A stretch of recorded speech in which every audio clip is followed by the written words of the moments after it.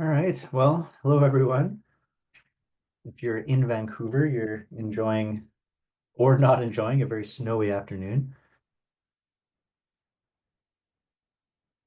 No snow day for us since we're fully online, but I don't know if people got any classes canceled today.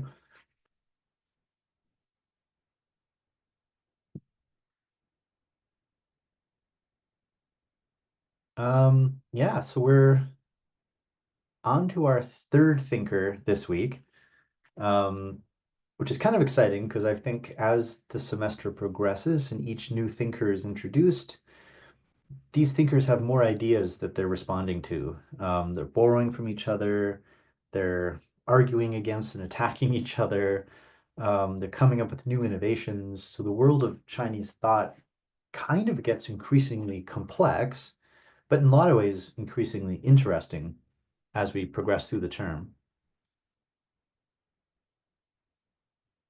This week, as we introduce our third thinker, we get a pretty radically different, once again, style of text and some pretty innovative new ideas. Before we get into our third thinker, Lao Tzu, I just wanted to take a brief moment to, I guess, kind of review, but also cap off and summarize Mozi, especially his concept of impartial caring.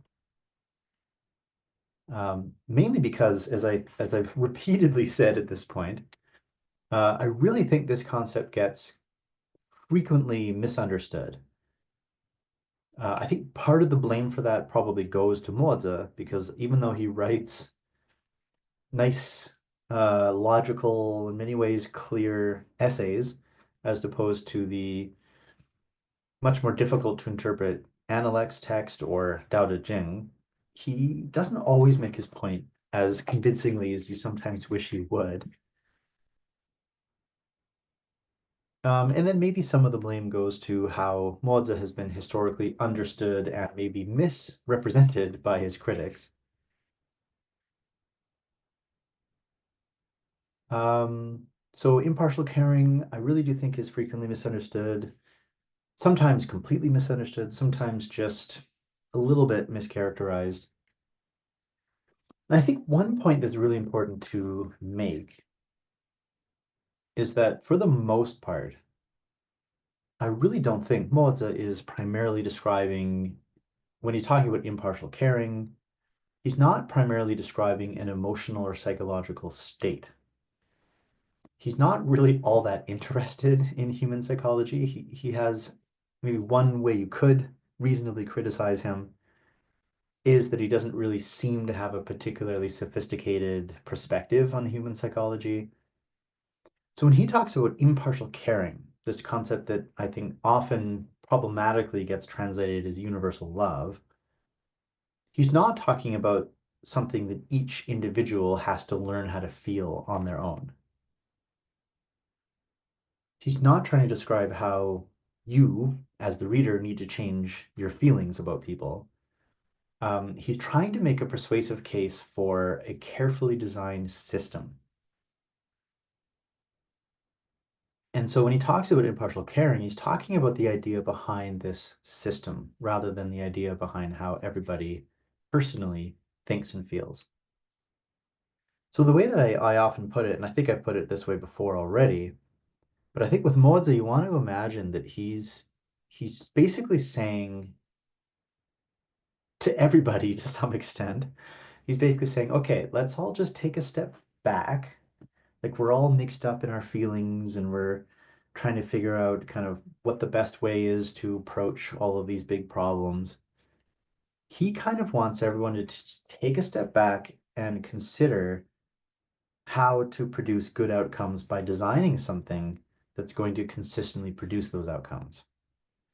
So that's why he sometimes is called a utilitarian or sometimes a consequentialist. He wants these outcomes to happen. And he's saying, let's just figure out the way to build some sort of government system that's going to produce those. So again, he's not, at least I'll make the case that I don't think he believes each individual needs to consistently feel this sense of kind of universal equal care and love for all others. He's not saying that um, you as the reader need to suddenly care just as much for a total stranger on the opposite side of the country as you care about your own parents. So again, this perspective of taking a step back, you can almost think of it as like being an artisan or an architect or an engineer. And one way to maybe think about what Moritz is trying to do here is he's basically saying, at the very least, at the design stage, when we're trying to figure out what the best kind of system is, during that stage, that process of planning out a good system, that's when you need to think in terms of impartial care. So it's a temporary measure. You need to take a step back. You need to sort of make your blueprints for a good society. And in that process, that's when you have to set aside some of these problematic instincts and intuitions people have. Our tendency to think first about our own immediate family and neighbors, rather than think about other people far away in the same country or state or empire. And he argues that the reason this system has to operate in terms of impartiality, this concept of jian, rather than partiality, that concept of bie, is because that's actually the system that benefits people the most. So he's trying to make this case that, we have this tendency instinctively to think, well, if I want my family to be taken care of, I have to focus on just taking care of my family. But Mods is saying, actually, no, in a complex world full of many people who have limited resources, the best way to take care of your own family is not to focus on your own family. Because if everybody did that, you're going to have scarce resources, everybody's going to be in conflict, and everybody loses out from that system. The best way to take care of your family is to create an impartial system that makes sure everybody is taken care of to some extent. That's why I think in the pre-recorded lecture video, I give the example of social welfare systems. Um, like a fire department is a classic example, that you need a kind of public good. Everybody chips money into fire department, and then even if your house never burns down, you've protected other people's houses, which also in turn protects you. It means fires get put out before they spread too far, hopefully, and it means that if you ever did need that, your house would also be protected. Yeah, that's kind of my final say for now on Moza. I mean, he'll come back here and there as we compare different thinkers. But that concept of impartial caring can be a bit confusing, so I just wanted to sort of lay out in a couple slides the general idea.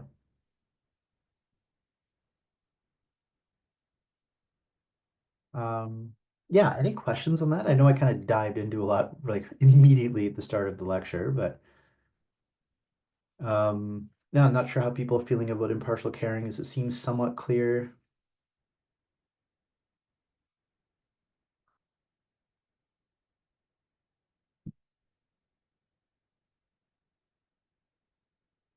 I assume everyone in the class is going to quit their jobs and join a Moist organization.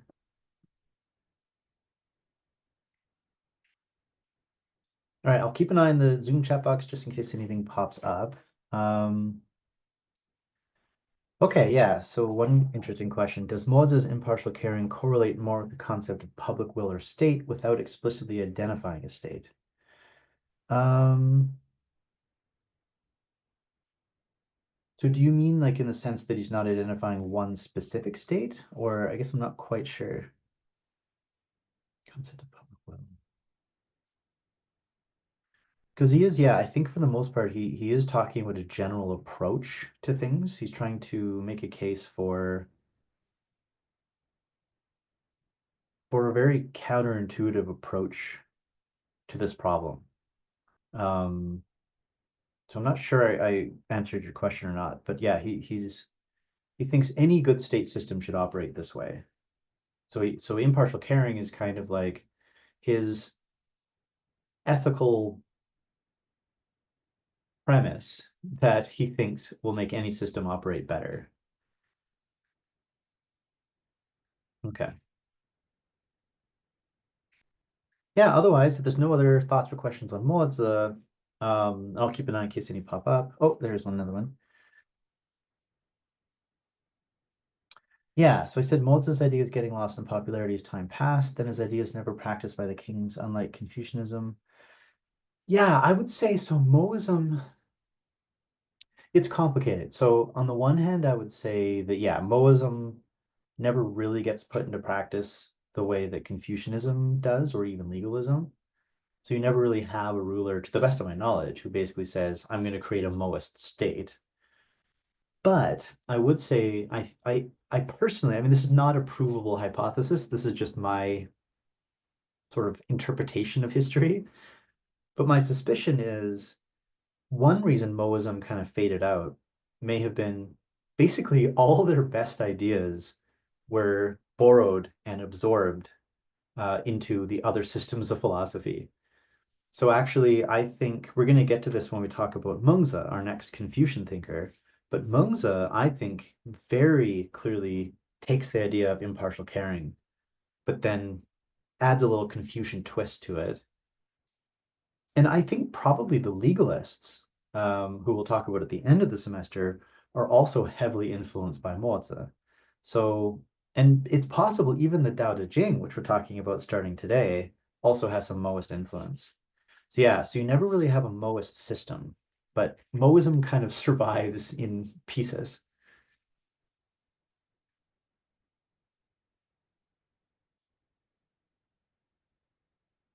But yeah, otherwise today the goal is to finally introduce the Tao Te Ching, which is, even if it's possible Kongzi is a more famous figure than Lao Tzu, I think the Tao Te Ching must be the most famous Chinese philosophical text, certainly outside of China, probably followed by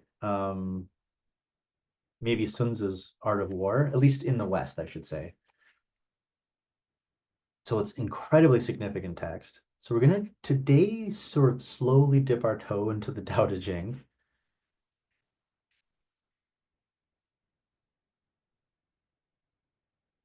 Oh yeah, another interesting question. Does the Moa's perspective align with communist or socialist political views?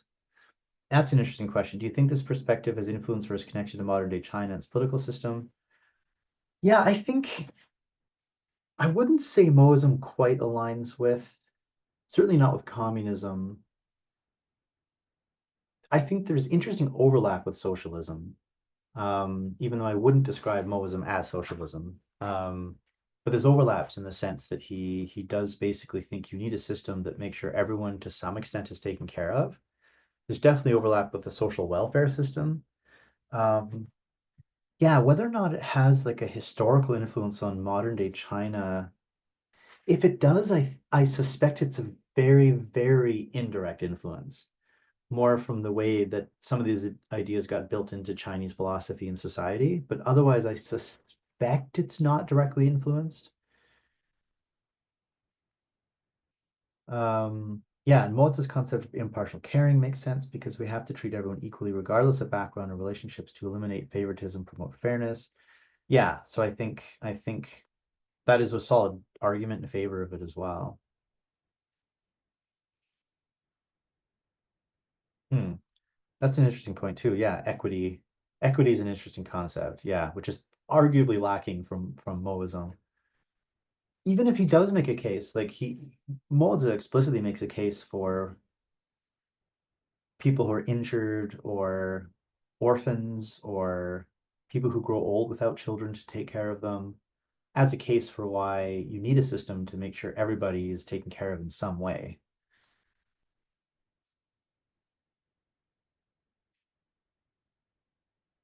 Yeah, and that's another interesting point. So Mozi mentions that should a superior commit any transgression, one must offer proper remonstrance. How does he expect subordinates to criticize their superiors without seeming like they're just disobeying? Yeah, I mean in theory, a charitable reading of Moism assumes a system in which that's encouraged. So I think the idea is if you remonstrate against your superior, then that person's superior is supposed to protect you. In practice, I think you could make a case that's probably very hard to achieve. Um, it's maybe similar to, I don't know if people are familiar with the concept of whistleblower protection. So today, in today's society, many countries have laws to protect people who blow the whistle on a company or a government um, problem, where if something illegal or unethical is happening, you basically inform the authorities that that's happening, and the law is supposed to protect you. But in practice, whistleblowers are not always protected very well. Yeah, that could be another criticism of Moism, I think.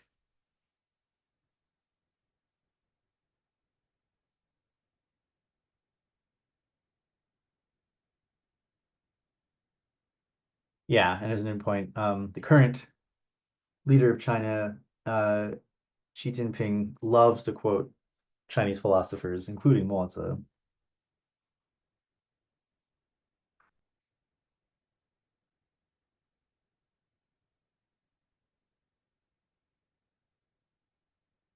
But yeah, I'll keep an eye in case any more concepts come up on Mo Tzu. Um, but in terms of the Tao Te Ching and the primitivists, we're going to kind of introduce that. So the primitivists, I think we have to understand them in order to understand the Tao Te Ching, but we don't necessarily want to assume that the Tao Te Ching is a purely primitivist text. So I think the two, primitivism and the Tao Te Ching, there's overlap, but it's debatable if the Tao Te Ching technically counts as a primitivist text.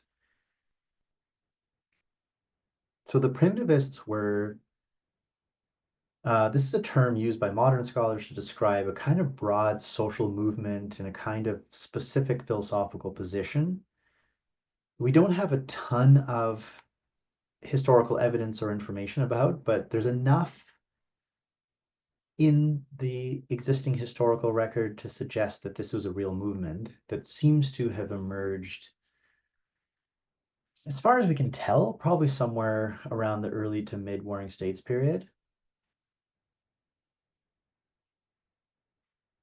And yeah, I think although we can't necessarily call the Tao Te Ching a primitivist text, there's definitely a primitivist element to the Tao Te Ching, or at least primitivism seems to have influenced the text. So before we dive in, I know I just already inquired about your views on Mozi, but I love to ask this question with every new thinker. We just introduced a brand new thinker.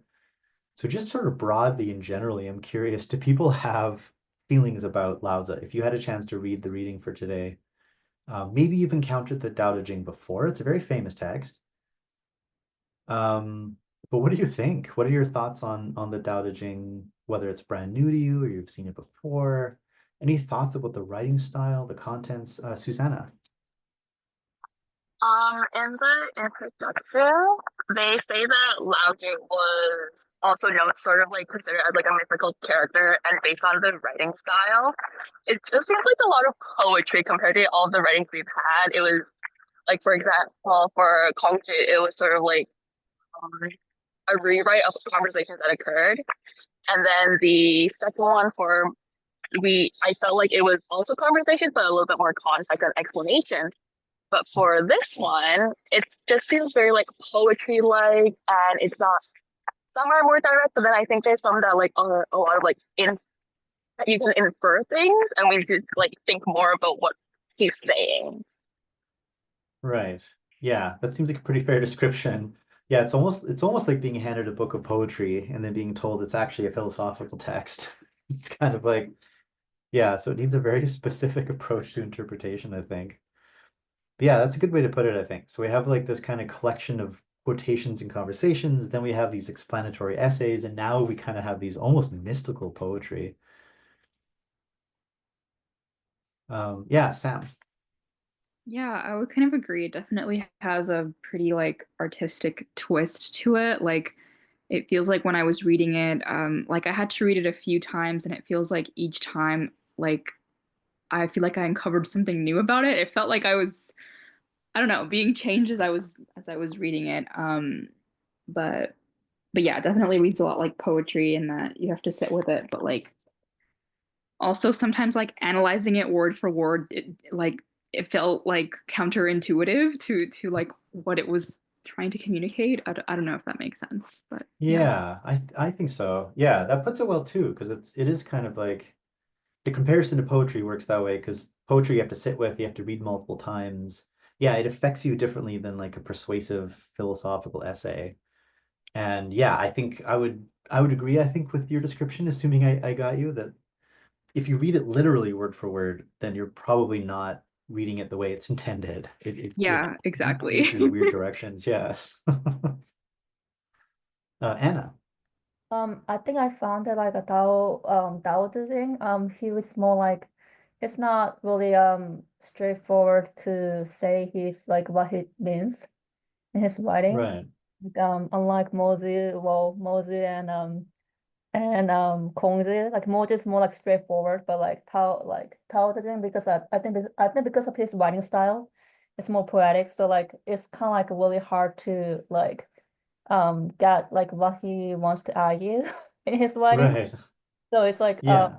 so compared to Mosey, I found that like he's a little not really like he's kind of like a little vague and that he makes Mhm. us to kind of think what he means and like not instead of like straightforward like saying something like saying what he thinks and what he believes is like right. Right. Yeah. Yeah. So it's about as different from Moza as you can get. I like that too, because it is kind of like, yeah, Moza, like Moza, you just picture he's like, this is what I'm trying to tell you, and he just says it over and over again until you get it. Whereas Lao Tzu makes you do a lot of the work, I think. Yeah.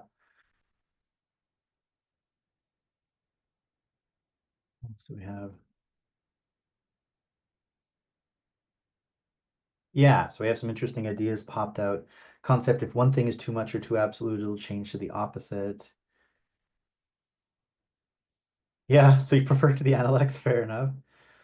Um, okay, interesting. So someone encountered it in high school religion class, prefers it to Confucius.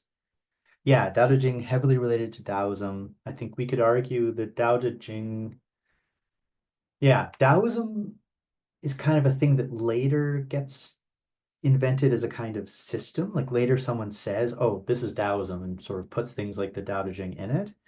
But I think you could say this is the founding text of what later gets called Taoism. This is kind of the beginning of the whole thing. Yeah, a lot of metaphors. Yeah, very ambiguous. Yeah, vague, as a couple of people have said now. Yeah, and you do see themes like power of gentleness over hardness, the value of yielding, the hazards of excessive human interference. Much more abstract than the Analects.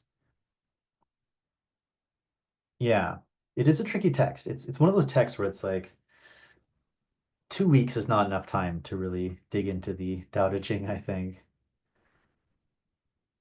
Yeah, a lot of counterintuitive points. Yeah, and I think like Alex here is saying it's calm and reflective. It invites you to pause and think deeply about your place in the world. Yeah, it's a text that invites pausing and reflecting, absorbing. Again, very different from something like Moza, who he just wants you to understand what he's trying to say. He doesn't really want you to sit and ponder.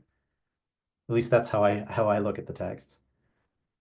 Yeah, laid back, easier to digest.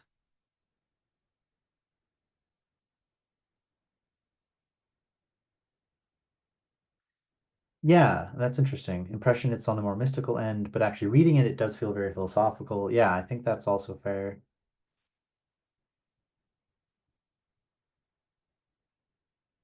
Okay, yeah, effortless action. So apologies if I skip by anyone here as I speed through.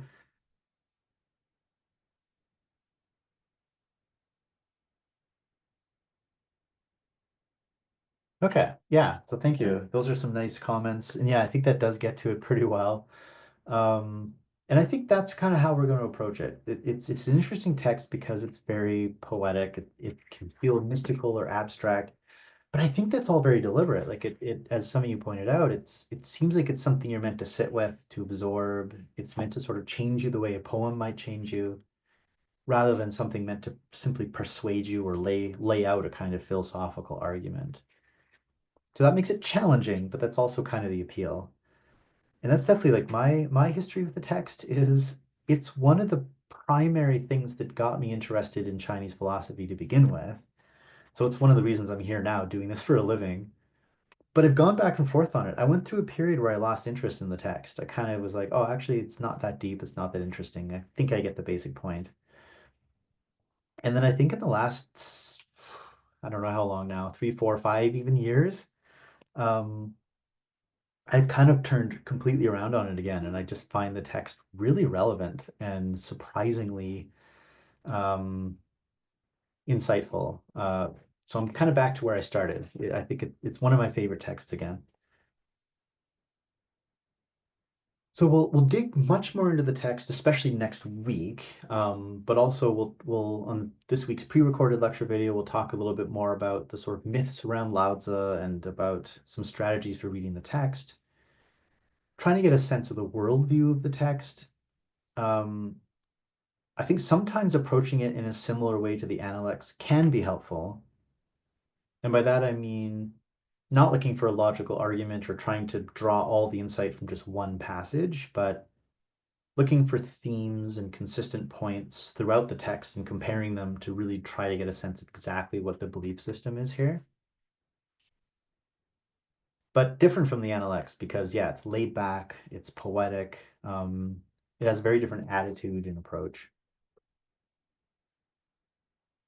So I want to come back to this crisis of legitimacy one more time because I think Lao Tzu, I'm going to argue, is kind of the third thinker that really seems to be driven in many ways by this political crisis. Once we get to our next set of thinkers after Lao Tzu, we'll see some big changes, I think, overall in the system of Chinese thought. Crisis of legitimacy is still kind of there in the background, but I think things start to change. But for the Tao Te Ching, this still seems to sort of be on the mind of its authors or author. So just a reminder, this crisis of legitimacy, this was the loss of the Zhou king's authority way back at the end of the Western Zhou, and how this leads to this significant decline in the political system of the Zhou state, which eventually, of course, leads to the Warring States period. So Kongzi is very clearly addressing this. Mo Tzu is very clearly addressing this. And in his own way, I think Lao Tzu, or whoever wrote this text, also seems in one way or another to be addressing the same political crisis. But I think what's interesting, one of many things that are interesting, is that on the one hand, all three of these thinkers, Kongzi, Mo Tzu, and Lao Tzu, are all responding to this crisis of legitimacy and the sort of general political and social crisis of the Warring States period. But in the process, they ask some really fundamental questions about human society and human nature. So it's not just that they're looking at the Western Zhou crisis and sort of saying, well, what are some small fixes we can do to fix, this crisis? How can we get the king back in power? They really do ask some really fundamental, huge questions about the very nature of human civilization, because they're really trying to address this problem at a much deeper level than simply a few little tweaks to fix whatever went wrong. So one of the big themes that does emerge to some extent in many of the Warring States texts is this question around the rise of civilizations or complex societies. So we should keep in mind that at this point in history, if you're living in China, let's say you're living in one of the big capital cities of China, you're aware that not everyone in the world is living in those ways. You're aware that there are still societies and cultures around you that aren't living in cities, that are living lifestyles that might be much more similar to how people lived before the rise of agriculture. people that aren't farming, maybe even, or just living very simple lives. And so you have this stark contrast sometimes between your life as a member of Chinese civilization and many of these other groups and peoples. And there's also a strong sense of history. Um, when you look at the writings about history, people like Kongzi and everyone else here, they're aware that these three ages existed, the Shang or the Xia, the Shang and the Zhou, and that all these things that made civilization possible, agriculture, calendar systems, Chinese medicine, various forms of technology, these got invented, um, and not even that long ago in the grand scheme of things. So some of these thinkers ask some big questions about this, basically like how did civilization come about?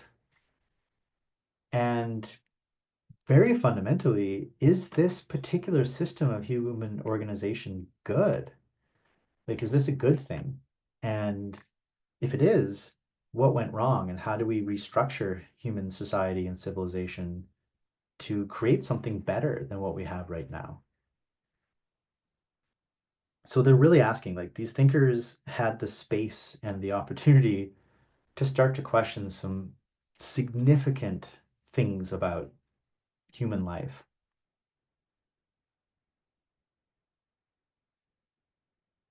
And I think they come to different answers. So Kongzi seems to think these innovations of civilization are at least potentially good. He likes the Zhou dynasty. He likes the arts and music and crafts and government system and system of ethics and rituals. So he thinks these are very good things. They allow us to improve on and refine human nature, which otherwise is kind of crude. And so for him, when he talks about this crisis of legitimacy and all these problems, he really thinks this problem began not that long ago. Things were great under the Western Zhou, and this problem really began with the decline of the Zhou state. So if you can just rebuild something back to that, then people are going to be okay. So he really admires these things, these tools of education, the sort of processes of moral self-cultivation and cultural refinement that are only made possible by the innovations of human civilization. But he's also potentially critical. He does acknowledge that if you have a complex society with rulers and weapons and technology and things like that, if you don't have all these good things, like these ideas of education and morality and cultural refinement, then the civilization easily becomes very corrupt, oppressive, and unstable. So there is a danger within civilization, and it only works if you have all these positive things. So that's kind of his general take.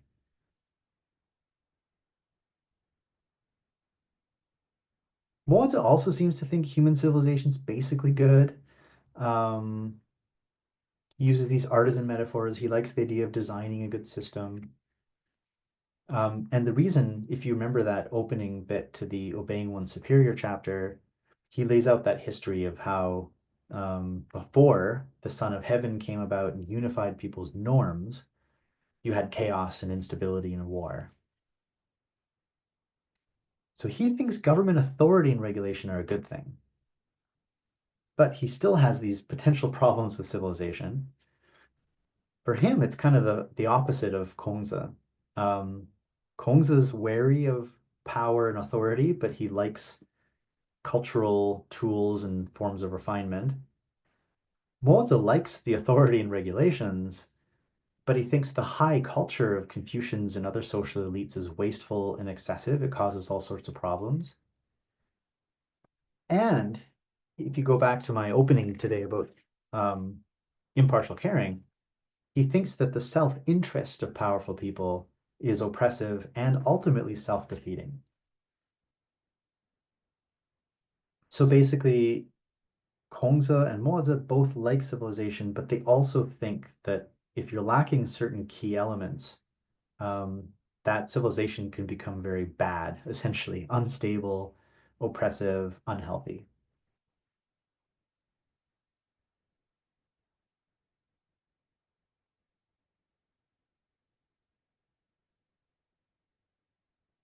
So I think actually somebody last week in the chat box made an insightful point, kind of comparing parts of Mozi to the thinker Thomas Hobbes from Western history.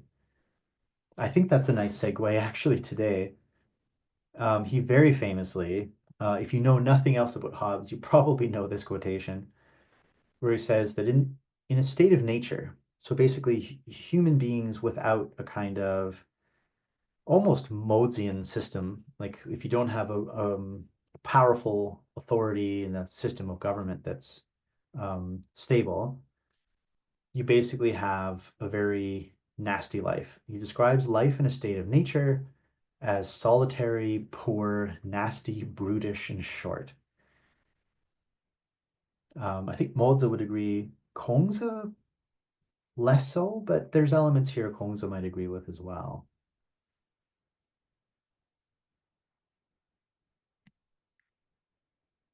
But I think this is where the primitivists offer a radically different interpretation of this crisis. Because they basically say that, you know, all these other people are saying life in a state of nature without civilization and order and powerful authorities is violent and chaotic and short and brutal. But they kind of counter that and say, is it though? Like, isn't it possible that life in a state of nature actually is much more free, authentic, and peaceful? And you get similar debates in Europe during the Enlightenment, actually.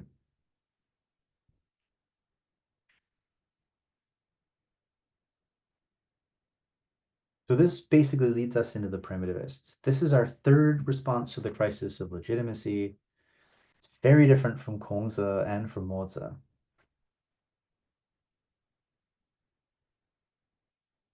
So I asked you to read that horses hooves chapter. It's a little bit anachronistic, so we're kind of jumping ahead in time with this text, largely because we don't have that many good writings from the primitivists. And so horses hooves, it's a later text. It's found actually in the Zhuangzi text. We're not getting to Zhuangzi for a number of weeks yet.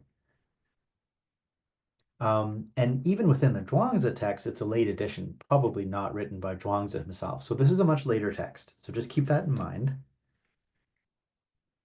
But I think it's possible Horses Hooves does at least represent core primitivist views that may have already been around in one form or another before this text was written. So for our purposes, we're going to kind of cautiously treat the Horses Hooves as a primitivist text. And I think it does a nice job of clarifying some of these primitivist ideas. Just a reminder, I think I've mentioned this at least once, but the term primitivism, this is not coming from early China itself. This is modern scholars trying to describe this general movement that you can kind of see evidence of in the historical record.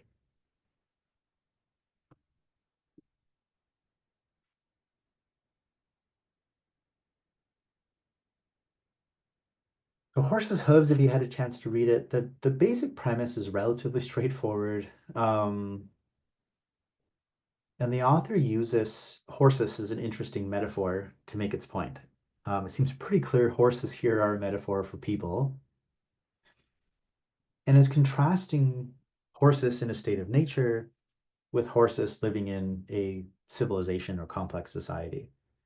And he basically makes the case, it has a very nice kind of somewhat florid and poetic description of horses living in the wild and how happy they are, basically. So horses living out on the steppe or in the grasslands, running about, you know, rubbing up against each other happily, living kind of unbridled free existences. This is good. This is the way horses are meant to live. Consequently, this is the state in which horses are at their happiest. It then contrasts basically what human intervention and human civilization has done to these horses. And you can probably imagine. So here, this is a, I'm not sure if this is the real one or a replica, but this is a kind of terracotta chariot. You can see these horses, they're not living free. They're basically been, put into servitude to humans. So while the human stands very comfortably on his chariot, protected from the sun by a parasol, the horses have sort of bits in their mouth, bridles. They might be whipped to make them work hard. This is not the natural state for horses. This is basically horses being forced to perform labor and being treated cruelly.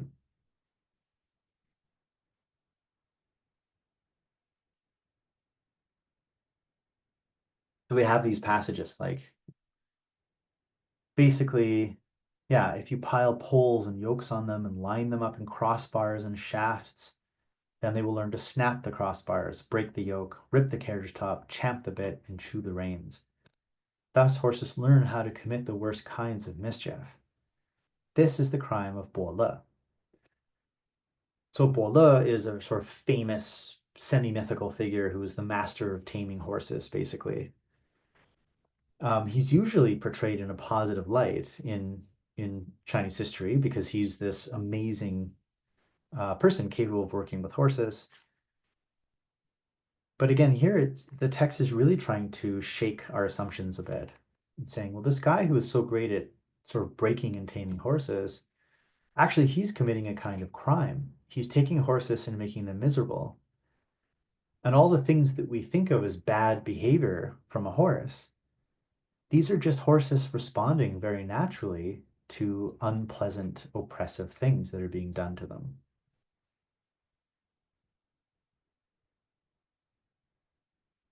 This is then immediately contrasted with the crime of the sage. So again, sage is almost universally a positive term in early Chinese writing. So here we have a very kind of shocking switch. So here it's talking about human beings. Humans are living happily, unaware of kind of complex system of ethics or whatever. And then along comes the sage, huffing and puffing after benevolence, reaching on tiptoe for righteousness, and the world for the first time has doubts.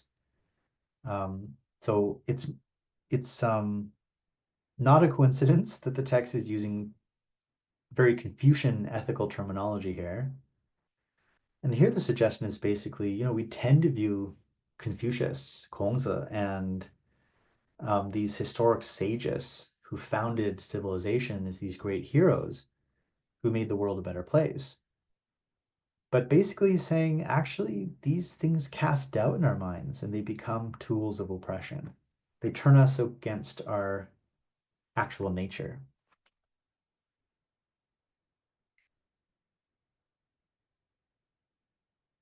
So this is one of the interesting thing about these primitivist texts.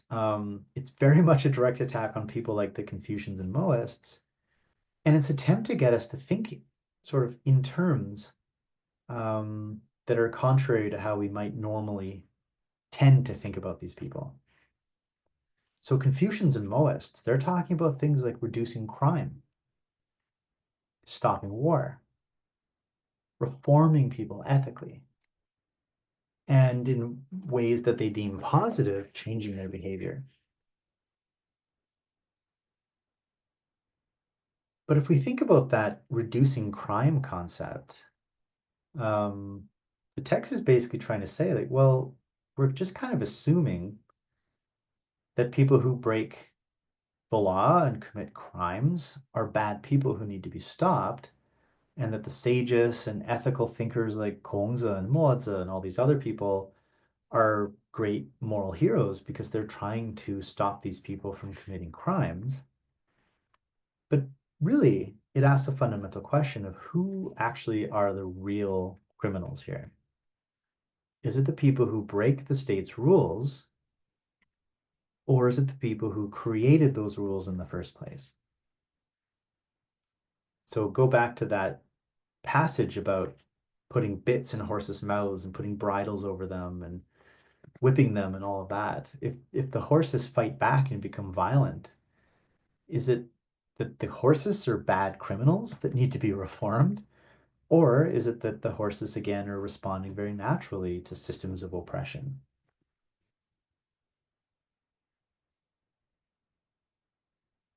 So that's kind of this stark difference. These primitivists are offering a radically different answer to this problem of the crisis of legitimacy, and saying it's not just that a good system kind of went a little bit bad, it's that that whole system was fundamentally bad to begin with. And so we get this concept instead of what sometimes is translated as uncarved simplicity. This is relevant because we're going to see that same idea show up in the Tao Te Ching. So it probably originates in the Tao Te Ching, and Horse's Hooves is borrowing it from there. But it's this idea of things in their natural states. Horses living happily in the fields, rather than sort of, yeah, oppressed and forced into an unnatural way of living.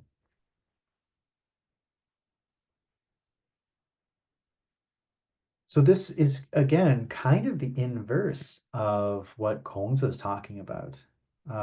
We looked at Kongzi's metaphor of carving a hunk of raw, crude, imperfect jade and turning it into something beautiful and refined. The primitivist response to this is kind of the opposite, saying, actually, you should leave things as they are, and not try to fix them and carve them and turn them into something else.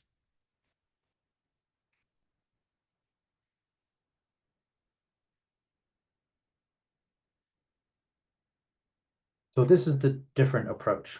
Mozi thinks that, maybe things went wrong at some point in this story of civilization, especially when elites got very wasteful and extravagant and all these other problems developed. Kongzi thinks things were pretty great until the Zhou system started to decline. The primitivists really trace the source of this problem much farther back in history and basically say, actually, all these problems began with civilization in the first place. These things that the Confucians and Mohists love, cultural refinement, government authority, that's the source of the problem. So we'll take a look at the primitivist, the kind of main primitivist approach to this problem. But our main focus for the next week or so is actually to understand the Tao Te Ching's solution to this problem. And I think the Tao Te Ching offers a much more unique and nuanced response to this problem. And sort of at the core of what the Tao Te Ching is arguing seems to be not simply that civilization is bad and we need to get rid of it. You could read the text that way, but the text is pretty open to interpretation.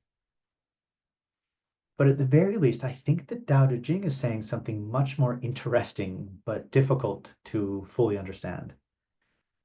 It's saying that actually the problem, if you try to solve this problem, so this crisis of legitimacy or whatever you want to call it, the attempts to solve that problem are actually the source of the problem itself. So every time you try to solve it, every time you try to fix it, every time you try to sort of examine and figure out a solution, you're actually making the problem worse.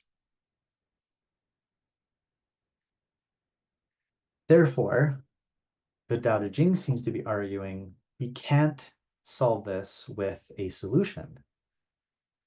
You can only solve it with what I'm going to call a non-solution. And to some extent, the next several classes are going to be our attempt to understand what that means and what a non-solution might look like. Yeah, so I had the question going back to the beginning where nothing like a rule or regulation exists.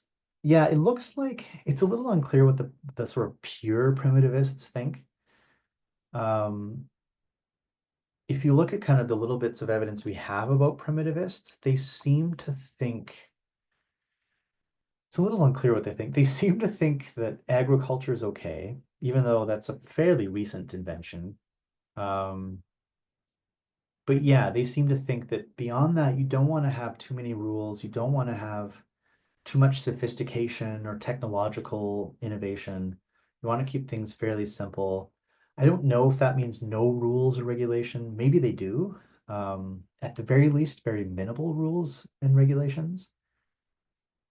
Whereas the Tao Te Ching, it's a little harder to kind of give a quick summary of what that means. And it's a little bit open to interpretation what exactly the Tao Te Ching is suggesting. But we'll try to break that down.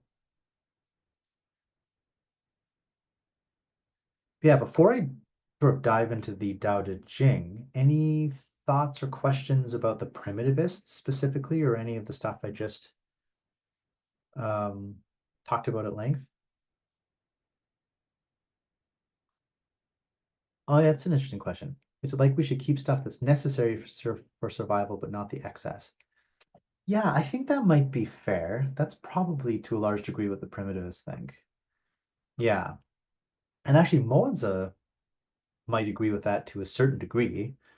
Moza also hates excess, and I think that's one point of overlap between the primitivists and Moza. But yeah, so like agriculture is fine because that allows for human flourishing to a certain degree. I think that's fair. Yeah, Susanna. I just want to confirm. So the primitivist was like the third concept or like method of how to solve the crisis of legitimacy. And then the Horse's Hoop, which is a way later writing, is just something used to help us better understand what the primitivists are trying to explain. However, like by like important figure wise, our third person is actually Lao Tzu.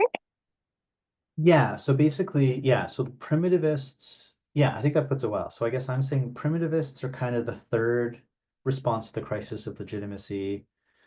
And I think we have to understand the primitivists in order to see the context of the Tao Te Ching and kind of how it fits into this Then is larger the response.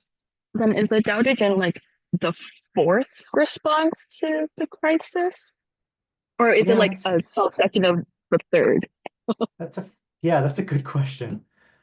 I guess I would say, yeah, I guess the way I'm portraying it, but this is maybe open to debate, but the way I'm portraying it is, I guess I'm saying the Tao Te Ching is a subset of the third response. Yeah. Perfect. You Thank kind you. of, I just wanted like a yeah, better timeline, I guess, for myself. Thank yeah, you. yeah. I hope that helps. Oh, yeah. Is it fair to say that primitivists have faith in nature's power to restore balance in the world? Yes, I think that's probably true too. Yeah. Um, so even though they still think that it's okay for people to live in agricultural communities. I think for the most part, yeah, they seem to have a very optimistic view of both human nature and the natural world, in the sense that if people just stop trying to do all these complex civilization things, um, then yeah, nature will kind of restore balance on its own to a large degree. And that might also apply to the Tao Te Ching to some extent as well, though it's a little more complex with the Tao Te Ching. Yeah, but thanks for that other question as well from Susanna. That yeah, I think that's the way I'm portraying it here in terms of timeline. Primitivism is kind of the third response, and within that larger category, we have the Tao Te Ching. Yeah, that's a really great question. Did the primitivists then consider humans to be apart from nature itself? Yeah, I think that's one of the most interesting, I want to call it a tension within primitivism. Um, is this Yeah, they kind of view humans as, and I think the Tao Te Ching also views things this way, that human beings are somehow distinct from the rest of nature. They do seem to have that general assumption. Um, and that this is kind of the core danger within human nature, that humans, although technically a part of nature, are separate from nature because we have this capacity to think and plan in complex ways, because we're able to kind of analyze and exploit nature in ways that other animals can't. And so that tendency to try and solve things that other animals don't seem to have, that's what gets us into trouble. So yeah, I think that's a really insightful question because that seems to be a fundamental perspective of primitivists, that there's just something about humans that makes us different. But for them, that thing that distinguishes us from nature is a source of immense danger.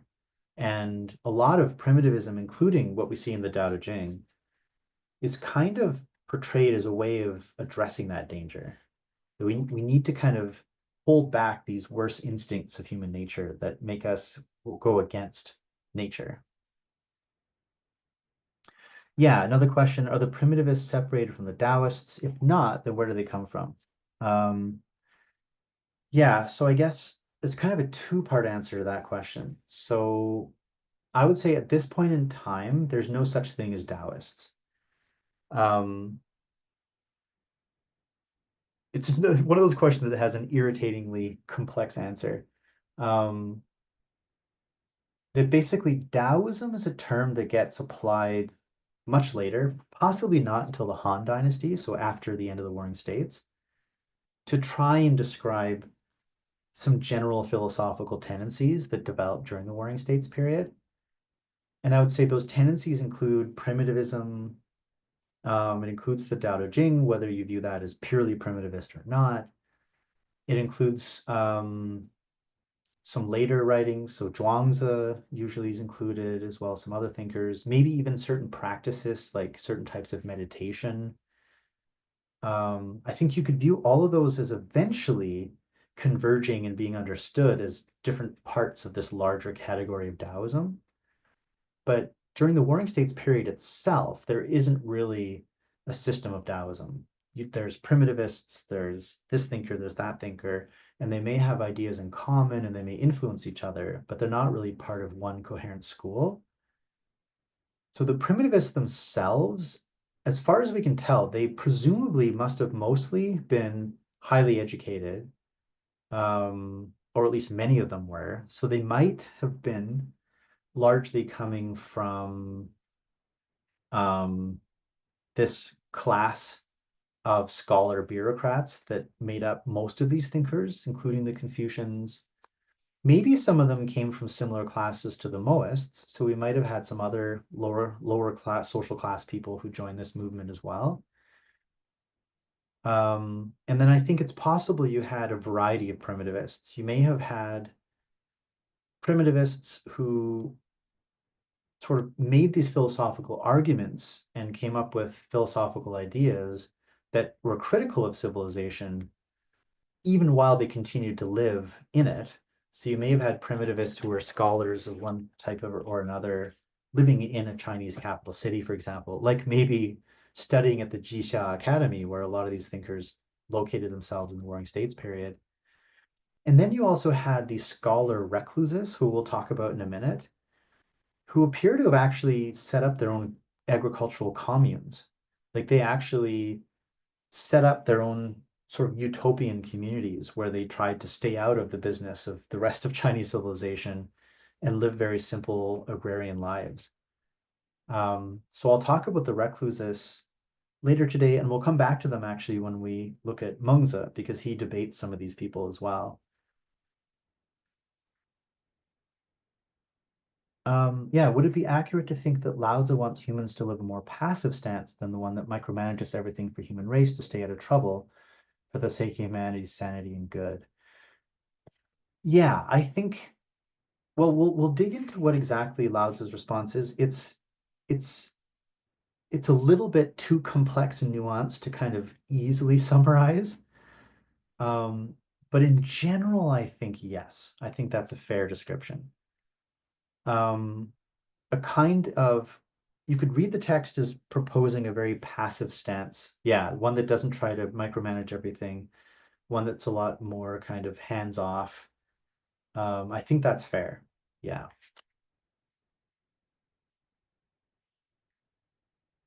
So we're going to come back to the scholar reclusus in a moment, but first I just wanted to show how I think Lao Tzu fits within this broader category of primitivism.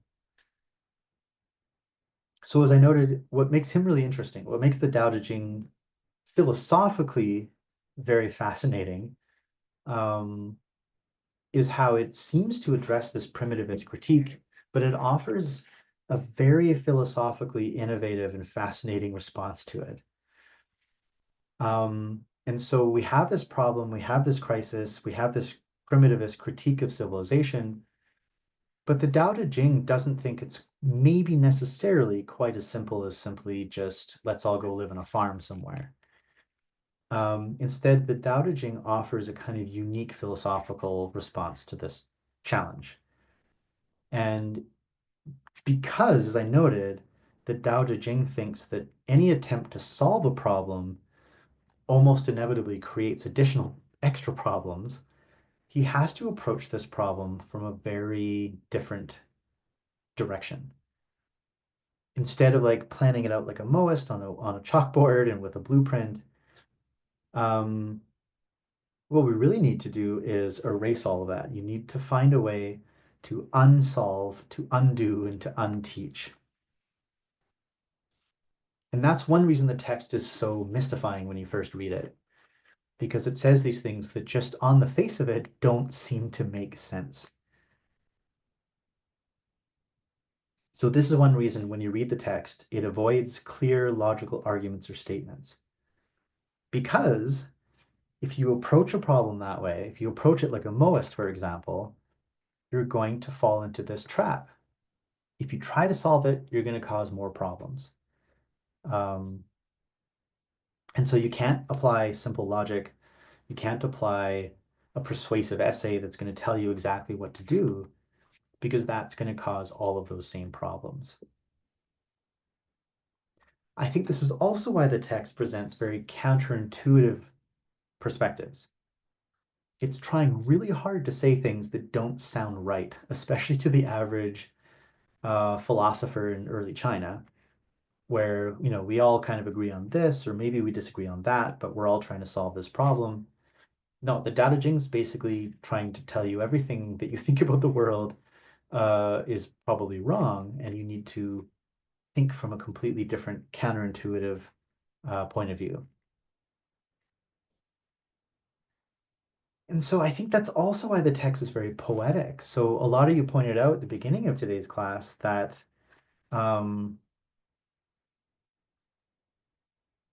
that the text, because it's very poetic, it does feel like something you have to sit with. You have to reflect on it. You maybe have to read it multiple times.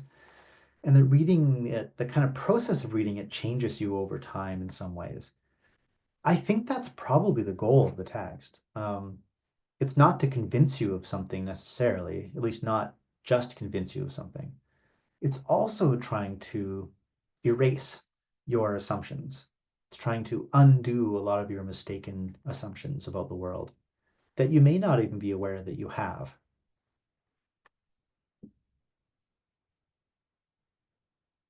So all of that is why this text is very difficult. So just to take an example, we have like Tao Te Ching chapter 2, so one of the first chapters in the text, at least in its current form, and it's very counterintuitive. Everyone in the world knows that when the beautiful strives to be beautiful, it is repulsive. Everyone knows that when the good strives to be good, it is no good. And then again, this kind of, and so to have and lack generate each other, difficult and easy give form to each other, long and short offset each other, high and low incline into each other, before and after follow each other. So we don't have time today to start really fully digging into these texts. We're going to come back to them. But at the very least, we can see that counterintuitive, very undoing approach to the text. It's trying to tell you, if something tries to be good, it's already failed to be good. That's kind of a good sense of the approach of this text. You can't try to achieve these things. So what do? Well, we're going to try and figure that out.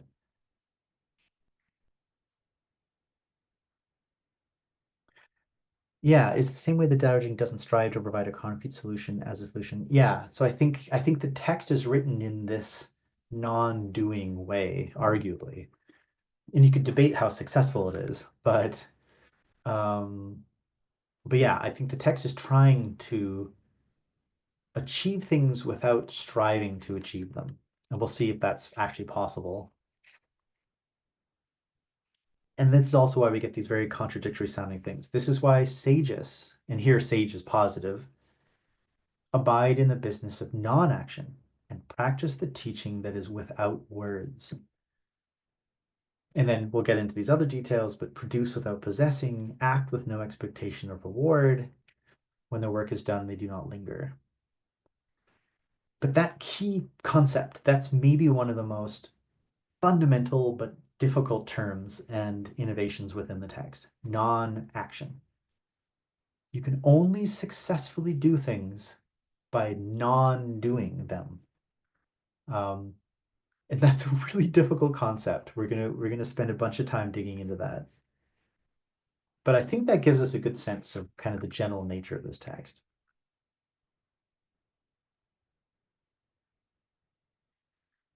Do we have time for this discussion? I think so. Well, we might not have a ton of time for this discussion, but I'm just curious if anyone has any thoughts here. So I may have to race through this discussion a little bit. But I want to think about this. So the primitivists are arguing that you actually want to avoid these kinds of carefully designed systems. So I opened today's lecture basically laying out what I think Mozi was trying to argue in Impartial Caring, that everyone's kind of better off if we can design a system that's impartial and kind of benefits everybody as much as possible.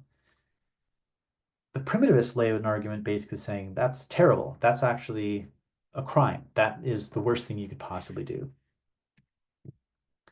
And if you're interested, maybe how Colmes would respond. But yeah, well, again, we only maybe have a few minutes to look at this, but yeah, any thoughts on this? How do you think Mozi would defend Moism against primitivists? Yeah, Sam.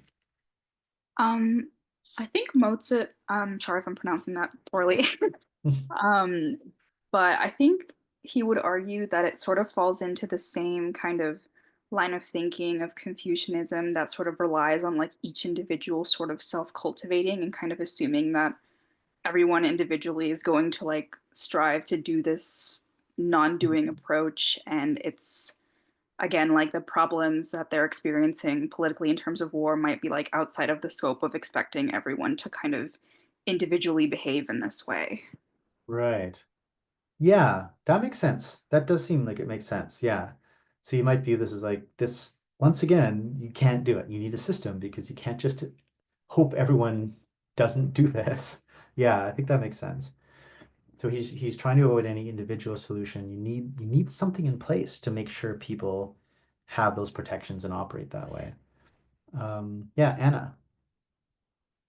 I think that like because Mozi was arguing that like if one person, I think he was like actually opening his idea with like if a son has different, everyone has different norms or like opinions, and then if people like like because they have all of them have different personality and like norms, so like if they like start arguing that they're right, like it's kind of like it's kind of normal for them to kind of like argue each other, and that kind of cause like a chaos and conflict Right. like that's why he kind of like argue that like it's that's why we need to have a like ruler who can like make a like definite like solution like thoughts or opinions so where people can follow that, and then they're not gonna have like they're not gonna like compete each other with their like that who's right and who's wrong, and Right. maybe that's like I think Mozi might be like arguing that like maybe make the compo like connection to that point that because like everyone's different, and if we allow everyone to kind of like argue with their like ideas and norms are right, then that would cause like the much worse um result. So like I think that's like what kind of point I think he will make the kind of point that that's why he kind of say that like we need like a ruler that like I mean like I also didn't agree with his like idea that like we have to follow everything that he says, like if that person say like this is bad, then you have to also think that this is bad, and all that if you think that this is good, then you also have to believe that this is good. So I didn't really agree with that idea. Right. But like that the earlier point that he made was kind of makes sense to me because that's like better for in this typical condition where they're in the war, and then like that he didn't want to have any like other problem within the country. Right. Yeah, I think that makes sense. Yeah, I think that probably does summarize. He probably would have that view. It's like, well, it sounds great, but yeah, you're just gonna end up with a million people with a million perspectives fighting with each other again. Yeah, so that probably would be kind of the core of his response. Yeah, Susanna. With Moxie, he also talks about like how only those who are worthy should be placed into government roles. With primitivists, I think they have a view that like everyone is supposedly equal, keep it natural, and do what we want. But then tying into the horses and humans, some would argue that like we're different. Just like the ethics that we have, the rationality that humans have, some may deem that humans are more worthy than animals, and we have like a hierarchy. Therefore, I don't think like Mosey would then argue like as humans we are more worthy, therefore we should act differently compared to like animals. Right. Yeah, that makes sense too, I think. Yeah. So when you look at kind of his description of humanity, yeah, we're kind of more worthy, we're very different. Yeah, I think these are all pretty good likely responses, I think. Um, yeah, Molde would argue against the primitivists by saying that relying on individual good nature is wrong. Yeah, I think Molde would absolutely argue that. Yeah, you can't, he just probably doesn't think you can rely on humans to operate in an ethical way without this clear structure to keep them in place. Yeah, so Kongza argues warring states catastrophe was caused by a collapse in rituals and moral cultivation rather than excessive human interference. Kongza, like Mozi, does not believe humans are innately inclined towards goodness. He would contend adequate education and moral refinement through ritual learning required. Yeah, so that's a good point. Like it does seem like they have fundamentally different views about human nature, even if they're not using the term human nature yet. We'll get to that later in the semester. Yeah, Kongza and Mozi seem to think human nature requires some kind of intervention.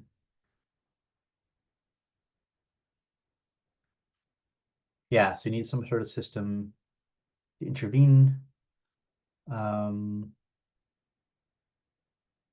yeah, Kongza would be very worried at the idea of dropping this sort of ethical, moral, ritual system. You'd probably say there's not enough incentive for people to trust that Dao Jing's way is true and be righteous, even if that way is true. Yeah, so he seems to think people require incentives to operate a certain way or to make them behave in any way. Yeah, this view in self-cultivation. Yeah, these are pretty good responses. Apologies for people I don't get to, as I definitely want to try to end on time today. Yeah, no tools to measure anything. Yeah, Moza loves to have tools to measure things. Yeah, I see another hand up. Hi, I was just gonna add to like the primitivism comment. So I think like trying to solve things without like with non-action doesn't really work in this society just because we have things like diseases and for example the COVID disease for example like if we didn't try to solve the problem then we wouldn't have developed a vaccine and without vaccines we wouldn't have saved millions of lives. So I think like his way of thought may have worked in his time, but in this like in this time of our lives like where things are changing and the microbiomes are really unpredictable like we need rules and we need to try to solve problems. That's just my opinion, though. Right. Yeah, that seems like a fair point as well. Yeah. And yeah, even if you look at, I mean, if you look at the history of civilization, obviously it's caused a lot of horrible things, but also it's brought things like antibiotics and vaccines that have probably saved more lives than almost any other, maybe more than any other human invention. Yeah, I think that's a fair point. Okay, yeah. So apologies for not getting to everyone's response, but yeah, thank you for keep adding them if you want, or you can also go to Discord to throw them in there. Yeah, I think we got some really nice, insightful responses to that. So I think people have a pretty good sense of these people's thoughts. Yeah, so the last 5 minutes, I did want to just very briefly touch on these scholar recluses to show that this was a genuine movement as far as we can tell, and we'll come back to them when we get to Mengzi, who actually debates with at least one of these primitivist thinkers. but it does seem like there was some sort of movement of these scholar recluses.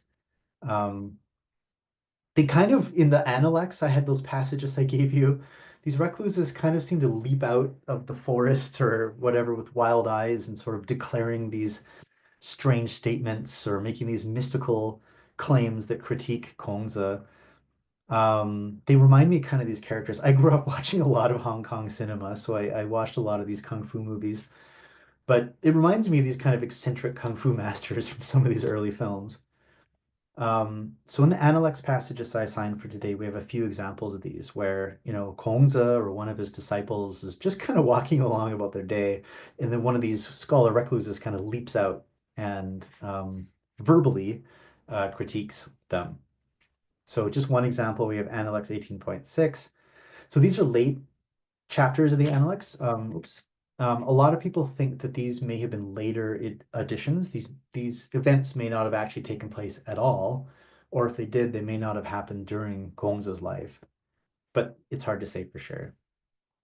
But yeah, one of these scholar recluses that leaps out, basically he's criticizing Kongzi and says the whole world is engulfed in a great flood. So his great flood is actually frequently used to describe the chaos of the Warring States period. And who can change it? Given this, instead of following a scholar who merely avoids the bad people of this age, wouldn't it be better for you to follow scholars like us who avoid the age itself? So this is kind of this take that the world is kind of too fundamentally broken. The crisis is too severe, and you can either kind of try and be a good person within that crumbling world, or you can try and remove yourself from the situation altogether. So this seems to have been a social movement of educated elites because they quote classic texts. They seem very educated. They're able to speak in terms that someone like Kongzi can understand. There's a lot of speculation and guesswork here, so don't assume that what I'm saying here is 100% true. But most likely, it seems like this movement developed after Kongzi's death. And I strongly suspect that's the case. This probably really evolved during the Warring States period. But this is a movement specifically about withdrawing from society. Essentially, again, assuming that the sort of crisis of the Warring States period is so huge, so substantial, and so fundamentally unfixable that the only kind of smart, maybe even ethical response to it is to completely separate yourself from it. And so, as far as we can tell, these people seem to have argued for living a simple communal life of agriculture. They may have actually set up their own utopian communes where these scholars who probably grew up, not doing a lot of farming or agricultural work themselves, are doing a lot of the planting and farming. This is not shocking, maybe. I mean, if you look at history, even recent, the last couple centuries, and before, people setting up utopian communes is not uncommon. You have plenty of European groups that attempted it. You have religious groups that did this, like including ones who came to North America in order to do it. So some of the religious groups, like the Amish, the Hutterites, we have them in Canada and the United States, as well as kind of left-wing political groups that have done this, or various utopian thinkers and scholars. So yeah, Laozi is the third and final of our early thinkers. I'm putting him within this subset of primitivism as the third response to the crisis of legitimacy. But at the risk of making this very confusing, I do want to argue that what Laozi does in the Tao Te Ching is philosophically different from much of the rest of primitivism, because the philosophical response of the Tao Te Ching is very nuanced and interesting in a way that we don't seem to see in other primitivist writings. So each of these three thinkers is responding directly to the crisis of legitimacy. They each offer pretty radically different solutions to the problem, but there are some interesting overlaps that we're going to try and identify as well. Lao Tzu doesn't completely disagree with everything Kongzi has to say. I think probably Lao Tzu borrowed a couple ideas from the Mohists. But the primitivist response looks to a much more fundamental source of the problem, that they think the problem of this crisis is much deeper and much, yeah, it's much deeper and is sort of rooted within the very premise of civilization itself. The scholar recluses seem to view the problem as unsolvable at the individual level. So the scholar recluses aren't offering any solution. They've basically given up. And that seems, yeah, that can seem very cowardly, I think, and very kind of self-defeating and hopeless. But I can kind of understand it too. When you look at, for example, when you look at the scale of the problem of the climate crisis, I could almost see how a person might want to just go live in a farm. And so they move for social withdrawal. So yeah, I guess again, just to make sure this is relatively clear, I'm arguing primitivism represents a kind of third response to the crisis of legitimacy. But what I want to really dig into with the next three classes, including our pre-recorded lecture videos, is trying to understand how the Tao Te Ching offers a very different response from these recluses. The Tao Te Ching seems to be giving a much more robust and fascinating philosophical response, and not just saying, let's give up and go live in the woods. But yeah, I think that's where I'm leaving off for today. Yeah. Oh, ended the sentence. I don't know why there's half a sentence there, but as we'll see, the Tao Te Ching offers a more complex, nuanced response.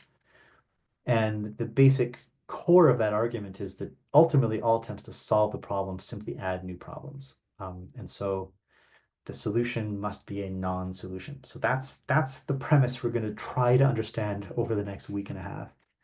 All right, so I'll finally be quiet because we are a few minutes over time. But yeah, thanks for all of your really fascinating comments today. It's given me a lot of food for thought, actually. Yeah, so enjoy the snow if you're in Vancouver.